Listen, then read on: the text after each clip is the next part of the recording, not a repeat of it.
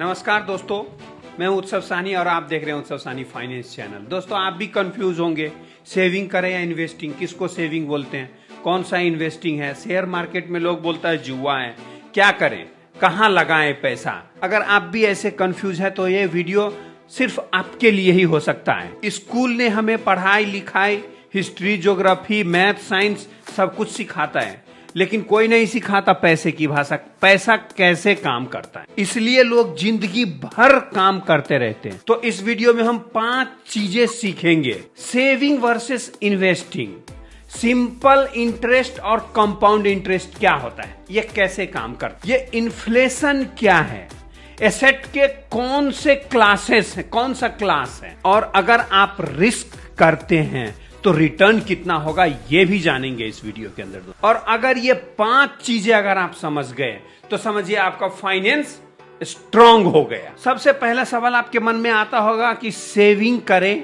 या इन्वेस्टिंग करें।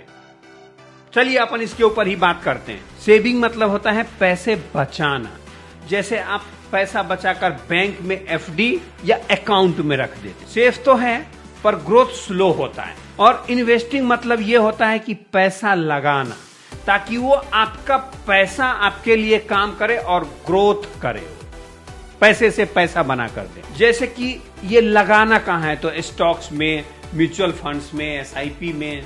इसको अपन एग्जांपल से समझते हैं। जैसे मानकर चलिए 10,000 रुपए अगर आपने सेविंग में रख दिया तो ये 10,000 रुपए 10,500 हो जाएंगे। लेकिन अगर यही 10,000 अगर आपने इन्वेस्टिंग में रख दिया तो ये 10,000 के 12,000 भी होना पॉसिबल है। दोस्तों देखिए, दोस्तों सेविंग अगर आपने किया ना तो जिंदा रहना बिल्कुल पॉसिबल है, लेकिन अगर आपने इन्वेस्टिंग किया तो आगे बढ़ोगे आप। दोस्तों आपने इंटरेस्ट भी सुना होगा, कितने प्रकार के ये इंटरेस्ट हैं। जैसे सिंपल इंटरेस्ट होता है, कंपाउंड इंटरेस्ट होता है। ये कैसे काम करेगा? सिंपल इंटरेस्ट का मतलब होता है आपका जो ओरिजिनल पैसा है उस पैसे के ऊपर आपका सिंपल इंटरेस्ट, नॉर्मल आपके सिर्फ ओरिजिनल पैसा पे इंटरेस्ट देगा। एग्जाम्पल से ऐसे समझिए, अगर आपका 10,000 रुपया है तो 1,000 रुपया 1 साल का हो गया। और दोस्तों ये कंपाउंड इंटरेस्ट उस इंटरेस्ट को कहते हैं जिसका मानकर चलिए कि इंटरेस्ट के ऊपर भी इंटरेस्ट मिलता रहता है, उसको बोलते हैं कंपाउंड इंटरेस्ट। जैसे मानकर चलिए 10,000 रुपया अगर आपने बैंक में या किसी 10,000 रुपया आपने इन्वेस्ट कर दिया तो वो 1 साल में हो गए आपके 11,000 रुपये। अब वो दूसरे साल में 11,000 का भी इंटरेस्ट मिलेगा तो 1,100 रुपये मिलेंगे, तो वो हो जाएगा 12,100 रुपया। फिर तीसरे साल में आपका 12,100 रुपए के इंटरेस्ट मिलेंगे, तो इसको बोलते हैं कंपाउंड इंटरेस्ट, और ये हो जाएगा आपका 13,310 रुपया। तो इसको ही बोलते हैं कंपाउंड इंटरेस्ट। तो इसीलिए बोलते हैं दोस्तों, जितना जल्दी अगर तुमने स्टार्ट किया ना उतना जल्दी आगे बढ़ोगे, क्योंकि जितना लॉन्ग टर्म दोगे ना उसमें इंटरेस्ट का भी इंटरेस्ट, इंटरेस्ट का भी इंटरेस्ट जुड़ता जाता है और पैसा पैसे को बनाता जाता है। तो इसीलिए बोलते हैं जो कंपाउंड इंटरेस्ट है ना दोस्तों, ये टाइम पैसे से ज्यादा वैल्यूएबल होती है। जितना समय ज्यादा दोगे ना उतना ही ज्यादा पैसा बन के आ जाए। अब आता है सबसे डेंजरस कॉन्सेप्ट जिसका नाम है इन्फ्लेशन। सबकी जेबों से पैसे निकालता जाता है। इन्फ्लेशन मतलब दोस्तों कुछ नहीं है, इसका मतलब है महंगाई। और महंगाई आप जानते ही हैं, कितनी महंगाई दर महंगाई बढ़ते जा रही है। जो चीजें आप, शक्कर हो गया, तेल हो गया, नमक हो गया। देखिए पहले टाटा का नमक कितने रुपए में आता था, 16 रुपए में आता था। आज देखिए कितना रुपया उसके ऊपर, नमक के ऊपर बढ़ गया दोस्तों। शुगर देखिए कैसे 20 रुपया था 40 रुपये हो गया। पेट्रोल देखिए, डीजल देखिए, जो हर चीज की दैनंदिन चीजों के ऊपर जो महंगाई बढ़ रही है उसको बोलते हैं इन्फ्लेशन। अब इसको कैसे बीट करना है? आप जो पैसा कमा रहे हो ना उस पैसे की वैल्यू गिर रही है। जो चीजें पहले 10 रुपए में मिलती थी आज 15 रुपए में हो गया। जो 100 रुपए में मिलती थी वो 150 रुपए में हो गया। इसका मतलब पैसे की वैल्यू गिर रही है। और जैसे अगर आपने एफडी किया तो 6 से 7% तक आपका एफडी का रिटर्न, वो भी टाइम अगर पूरा हुआ कंडीशन के हिसाब से। तो अगर आपने पहले ब्रेक कर दिया ना तो ये समझिए कि 6% तो क्या आपके भी पैसे से लॉस हो जाएंगे। और इन्फ्लेशन हर साल उस 6% से 1.5 गुना बढ़ता है।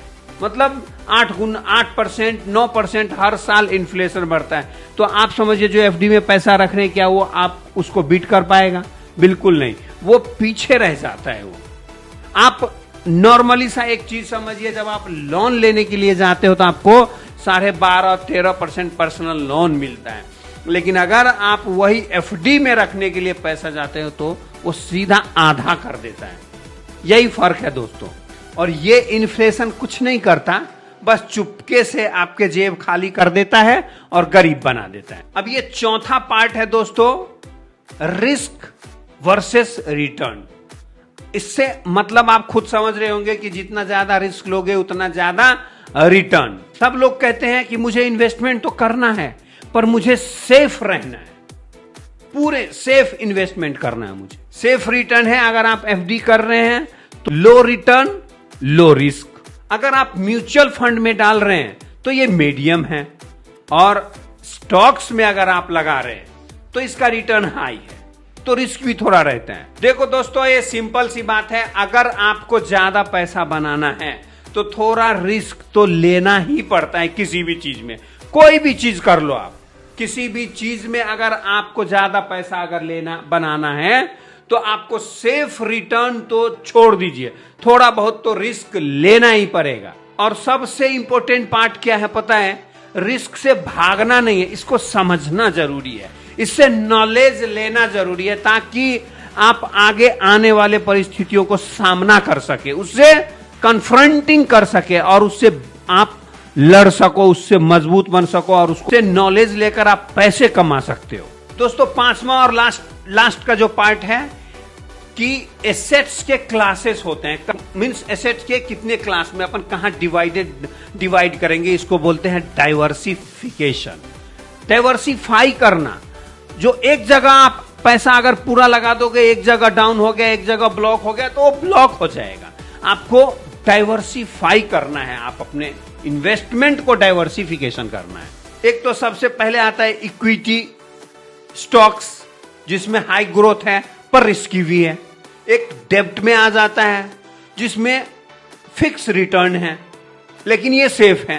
अगर आप गोल्ड में डालते हैं तो सेफ्टी भी है और क्राइसिस में काम भी आता है। और रियल एस्टेट है, प्रॉपर्टी में लॉन्ग टर्म का इन्वेस्टमेंट है, लेकिन आपको देख के लेना पड़ेगा कि कौन सा लैंड खरीदे या प्लॉट्स खरीदना है, टीएनसीपी है, लोकेशन ही बेस्ट इसके अंदर गेम चेंजर है। अगर आपका लोकेशन सिलेक्टेड नहीं मिला, बढ़िया नहीं मिला, तो ये आपको लॉस भी कर सकता है। इसलिए before purchasing the plot you will have to understand the location, how much that will grow in next coming years. Significant thinking है ये, important thinking you will have to think that before purchasing the land. और याद रखो, saving, investing और जितना समय दोगे आप, ये सब मिला के आपका वेल्थ क्रिएट करता है। और अगर आपने ये पूरे समझ लिया तो 90% लोगों से आगे हो आप, और नेक्स्ट स्टेप आपका है। और अगर आप फाइनेंस सीखना चाहते हैं तो इस सीरीज को फॉलो करो और बने रहिए उत्सव साहनी फाइनेंस के साथ। अभी तक तो आपने कर दिया होगा सब्सक्राइब, लाइक और कमेंट भी कीजिएगा। धन्यवाद।